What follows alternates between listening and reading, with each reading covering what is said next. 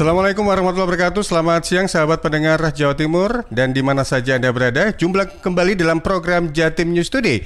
Siaran khusus update COVID-19 edisi hari ini, hari Senin tanggal 15 Februari 2020 bersama saya Panji. Nanti ada 3 reporter yang akan hadir memberikan informasinya untuk Anda.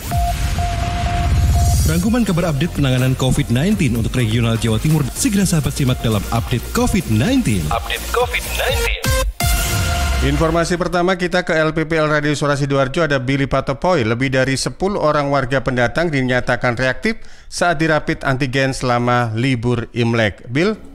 Baik sahabat Jawa Timur, dalam pemberlakuan pembatasan kegiatan masyarakat PPKM Mikro juga momen libur Imlek, Satgas COVID-19 Kabupaten Sidoarjo mengadakan rapid antigen di beberapa titik penyekatan yang ada di kawasan Sidoarjo, diantaranya di kawasan utara di Pos Waru dan Pondok Chandra, di kawasan barat di Simpang 4 Bypass Krian, dan di kawasan selatan ada di depan Pusdik Bayangkara Porong.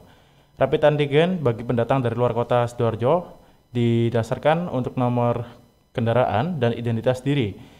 Jika pendatang yang menunjukkan hasil surat dinyatakan non-reaktif, maka tidak perlu dilakukan rapid test. Apalagi berbeda lagi jika di pos pengecekan perbatasan dari luar kota yang hasil pemeriksaan rapidnya reaktif, maka langkah berikutnya dibawa ke tempat karantina atau isolasi di Hotel Jalan Diponegoro, Sidoarjo. Untuk pemberlakuan rapid antigen sendiri, di hari pertama ditemui 3 orang yang dinyatakan reaktif, di hari kedua ditemukan 5 orang reaktif, dan di hari ketiga pemberlakuan rapid test bagi pengendara luar kota ditemukan 3 orang reaktif. Dengan demikian total untuk orang yang hasilnya reaktif ada 11 orang. Tindakan rapid test kepada para pengendara dari luar kota ini disampaikan oleh Kombes Pol Sumarji Kapolresta Sidoarjo sebagai upaya untuk mencegah penyebaran COVID-19 di wilayah Kabupaten Sidoarjo, khususnya di saat libur akhir pekan bersamaan dengan Tahun Baru Imlek. Demikian saya Billy Patopoy, Suara Sidoarjo untuk Jatim News Today. Baik sahabat, tentunya Anda juga bisa menyimak program Jatim News Today, siaran khusus update COVID-19 di LPPL Radio Suara Sidoarjo, LPPL Radio Suara Gresik, dan LPPL Radio Suara Madiun, Kota Madiun. Bergeser menuju ke Suara Gresik, ada Putri Rizkiana. Angka kesembuhan tinggi PPKM Mikro di Gresik menyusut menjadi 116 desa. Putri.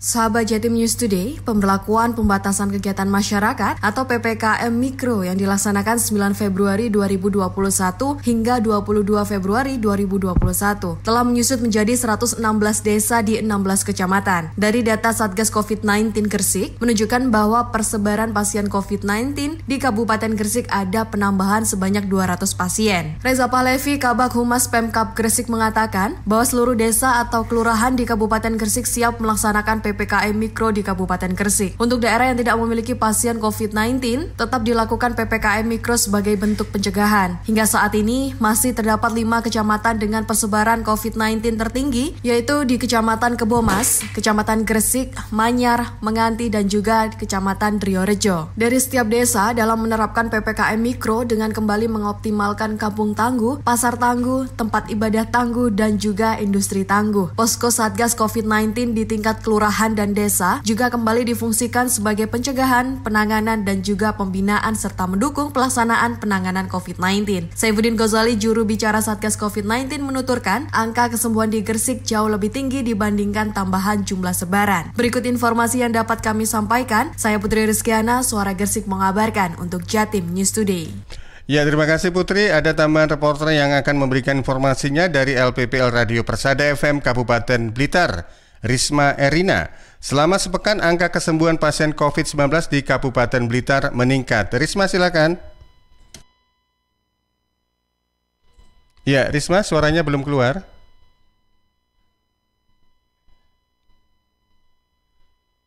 Baik, silakan Risma.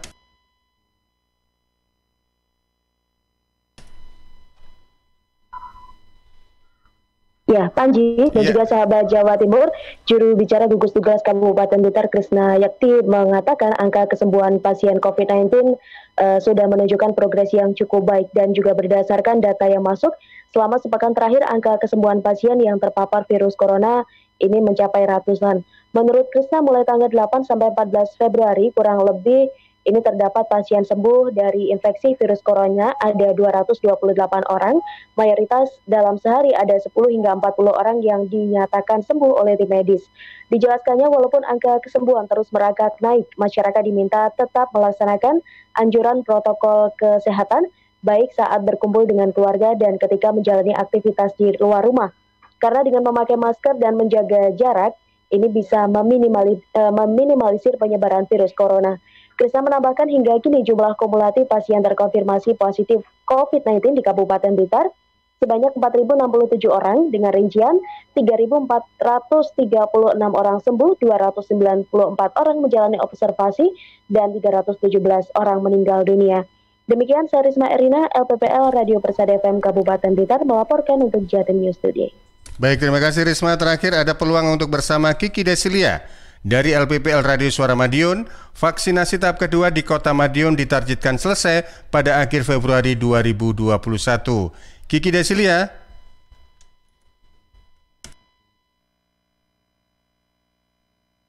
Sahabat Jatim News Today, proses vaksinasi masih menyasar tenaga kesehatan dan medis sebagai prioritas pertama. Namun, vaksinasi segera beralih ke petugas pelayanan publik sebagai sasaran selanjutnya. Pasalnya, proses vaksinasi untuk tenaga kesehatan dan medis sudah berjalan 98% untuk tahap pertama. Kepala Dinas Kesehatan Pengendalian Penduduk dan Keluarga Berencana Kota Madiun, Deni Wuryani menyebutkan, setidaknya sudah terdapat 3.598 dokter dan perawat di Kota Madiun yang divaksin. Padahal, sasaran vaksinasi sebanyak 3.640 tenaga medis dan kesehatan. Dan untuk jumlah vaksin yang dikirim, sebanyak 7.280 vaksin. Jumlah ini tetap digunakan untuk dokter dan perawat karena setiap sasaran mendapatkan 2 kali suntikan. Proses vaksinasi memang bertahap. Vaksinasi selanjutnya akan diberikan kepada petugas pelayanan publik sebagai sasaran prioritas kedua, termasuk awak media, seperti instruksi Gubernur Jawa Timur Khofifah Indar Parawansa. Wartawan menjadi prioritas karena dalam pekerjaannya termasuk beresiko karena bertemu dengan banyak orang. Setelah itu, baru masyarakat dengan resiko tinggi yang akan mendapatkan giliran vaksinasi. Sahabat Jatim News Today, sementara itu kasus konfirmasi di Kota Madiun menjadi 1.246 orang. Dengan 1.087 orang diantaranya telah sembuh, 38 orang lainnya masih dalam perawatan, 36 orang isolasi mandiri, dan 85 orang meninggal dunia. Saya Kiki Desilia, Suara Madiun untuk Jatim News Today. Demikian tadi sahabat pendengar dan pemirsa di Jawa Timur dan di mana saja Anda berada, 4 reporter sudah hadir memberikan informasinya dalam program Jatim News Today, siaran khusus update COVID-19, edisi hari ini, hari Senin tanggal 15 Februari 2021. Atas nama kerabat yang bertugas, menyampaikan terima kasih, selamat siang, dan tetap patuhi protokol kesehatan. Salam sehat untuk kita semua. Sampai jumpa.